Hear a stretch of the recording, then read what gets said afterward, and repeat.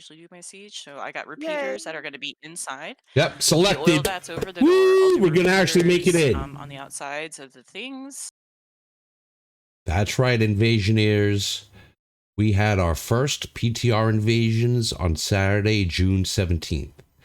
It's your favorite invasion savior, Ave Mortem, also known as Ad Victorium on Lilith.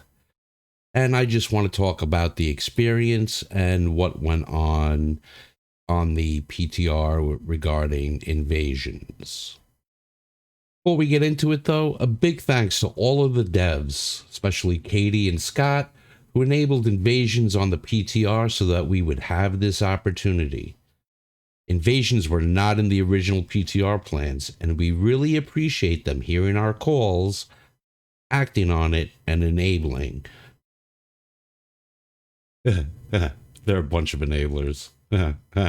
Huge thanks and shout outs to Jake L., who is a big PTR enjoyer and helped organize the initial 2 PTR invasions, and also shot called the Monarch's Bluff defense that night.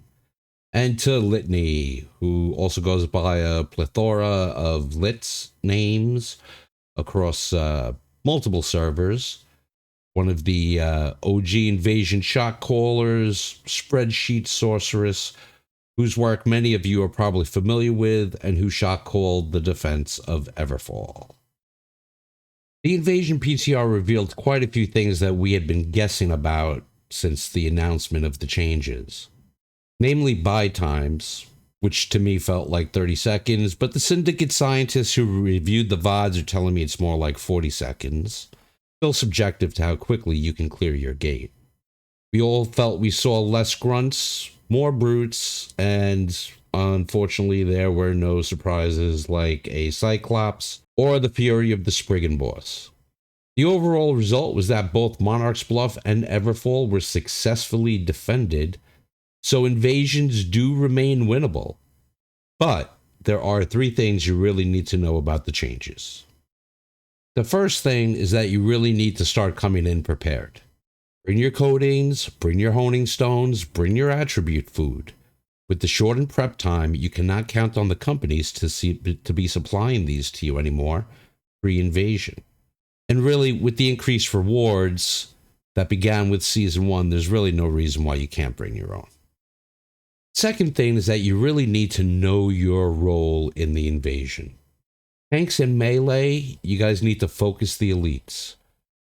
Melee, especially, is going to become way more important with the increased pace of the waves. Ranged decks need to prioritize, with skulls taking the top priority. Then elites, and then mobs. Mages need to focus on mobs, especially the bombers, and especially when the melee and decks are melting the elites at the door. Healers, healers, you got to keep doing what you're doing, keep your teams up. And that includes possibly dividing your attention and tossing a beacon or something your mage's way while they're soloing the mobs, so your squad can handle the elites on the doors. The third thing you should be doing is getting in the comms channel on the community Discord that your server has set up. Many servers have these, and with the changes to the prep time and the ramp up of the waves, this has really become more vital and important. You don't necessarily have to speak, just be there to listen for the calls. And if for some reason your server doesn't have a community Discord with comms available, then seriously consider starting one.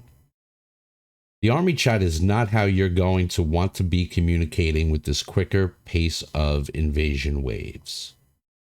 I think it's important to acknowledge or admit that this was the most stacked, sweatiest, and elite invasion lobby of players you will probably ever find.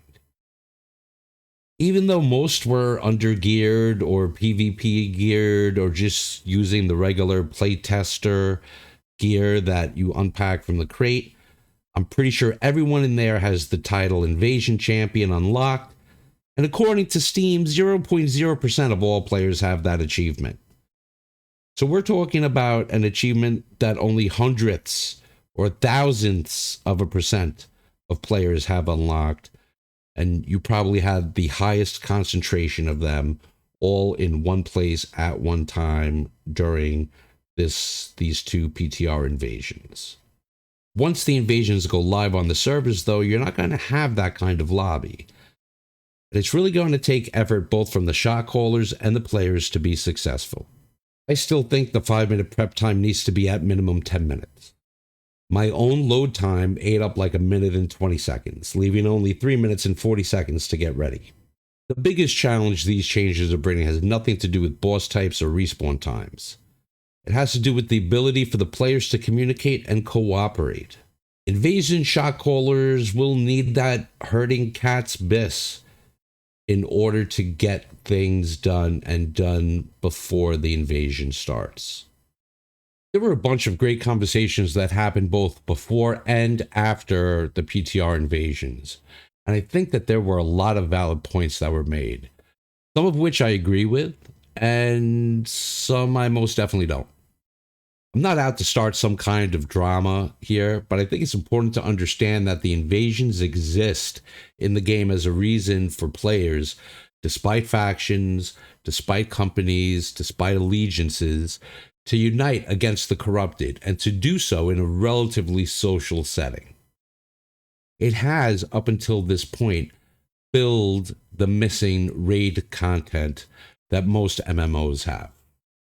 The truth is, there's already systematic gating that goes on with invasions. As far as the time gating, the fact that it's locked to the siege timer, which I don't think is a bad thing, and the RNG gating system as far as signups.